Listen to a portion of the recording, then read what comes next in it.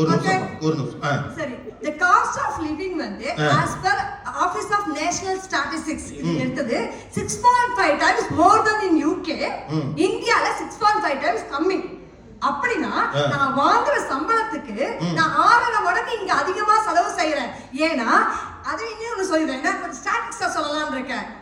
இப்போ வந்து office of national statistics தான் சொல்லிருக்கு. எந்த பேஸ் இயர், எந்த இன்ஃப்ளேஷன், எந்த இது சொல்றீங்க சொல்லுங்க. as per PPP factor, power purchasing parity factor, அந்த கரன்சி கன்வர்ஷன் ஃபேக்டர் வந்து இந்தியால வந்து 35 லட்சம் சம்பளம் வாங்குனவங்க வாங்குனா இங்க 1 கோடி 100,000. நான் பேசி முடிச்சறேன், நீங்க பேசுங்க.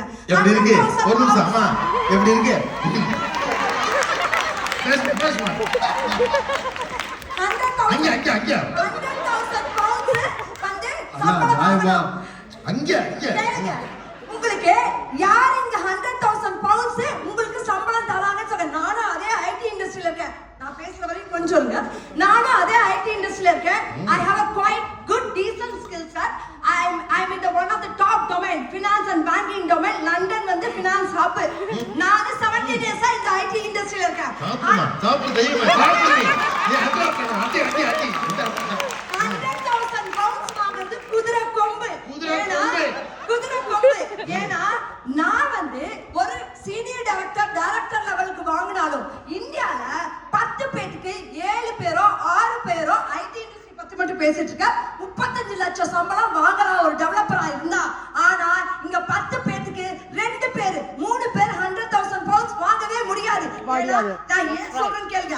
நான் 17 இயர்ஸா இந்த இண்டஸ்ட்ரியில இருக்கறனால, கான்ட்ராக்ட் இண்டஸ்ட்ரியில இருக்கறனால 2 வருஷத்துக்கு ஒரு தடவை 1 வருஷத்துக்கு ஒரு தடவை வேலை தேடிட்டு இருக்கேன். மார்க்கெட்டோட நிலவரம் எனக்கு தெரியுது. இப்ப நான் வேலை இல்லாம இருக்கேன். அத நான் முன்னால வைக்கிறேன். ஏன் வேலை இல்லாம இருக்கேன்? ஆஃப் ஷோரிங், பட்ஜெட் இல்ல, காஸ்ட் கட்டிங், ரிடண்டன்சி. வேலை இல்லாம இருக்கப்ப எவ்வளவு ஏழையா இருக்காங்க பாருங்க. வேலையே இல்ல, பாவம். லண்டன்ல சம்பாத்தியமே இல்ல. இங்க பாருங்க, இல்ல அங்க அதான் நல்லா இருக்கு. அதாவது அங்கடே போ. வேலை வாங்க முடியுதுல. அங்கடே பாருங்க, என்னோட ஸ்கில் செட்ல நம்பிக்கை இருக்கிறதுனால வேலை வாங்க முடியும், கான்ஃபிடன்ஸ் இருக்கு. அது இங்க இருந்தாலும் சரி, இந்தியால இருந்தாலும் சரி, என்னால வேலை வாங்க முடியும். அது செப்பரேட் டாபிக். அது இல்ல. இந்த ஐடி இண்டஸ்ட்ரியில ஆஃப்ஷோரிங் கேள்விப்படாம யாருமே இருந்திருக்க மாட்டீங்க. எனக்கு ரீசன்ட் இயர்ஸ்ல 2-3 தடவை வேலை போச்சு. It's nothing related with my performance. I was one of the top performer. Senior resource, ஆமா, junior resource, manager, lead, complete project இல்லாம இந்தியால கொண்டு போய் அப்படியே தூக்கி வச்சிருவாங்க. என்ன பேச விடுங்க. தெரியுதா? பேசிட்டே தான் என்ன ஆகுது? எங்க பேசுறது? அவங்க சொல்றது நீ பதிலுங்க. நீ பேசுமா. பேசுமா. பாய் நல்லா இருக்கு. பதில் சொல்லுங்க. 25 வருஷமா இன்வெஸ்ட்மென்ட் பேங்கிங்ல இருக்க மேடம். இந்த ஸ்டாட்டிஸ்டிக்ஸ்லாம் வேணாம் மேடம். பேங்க் ஆஃப் இங்கிலாந்து இல்ல ஸ்டாட்டிஸ்டிக்ஸ் நம்ம பொருளாதார பேங்க் ஆஃப் இங்கிலாந்து பக்கத்துல தான் மேடம் -0.3 இப்போ வந்து டிக்ளைன் ஆயிருக்கு. இல்லையா? 0.3 மொத்த கோசி அவுட். நீங்க பேசுங்க. சும்மா கதிக்கிறீங்க.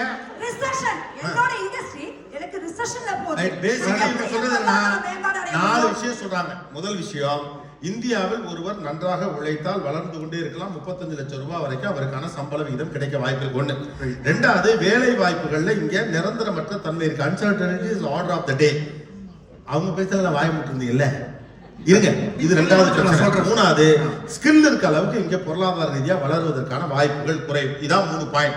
இதை டிபேட் பண்ணாதான் கரெக்ட். மத்தவங்களுக்கு வாய்ப்புகள் அவர்கிட்ட கொடுங்களேன். அவர்கிட்ட கொடுங்க.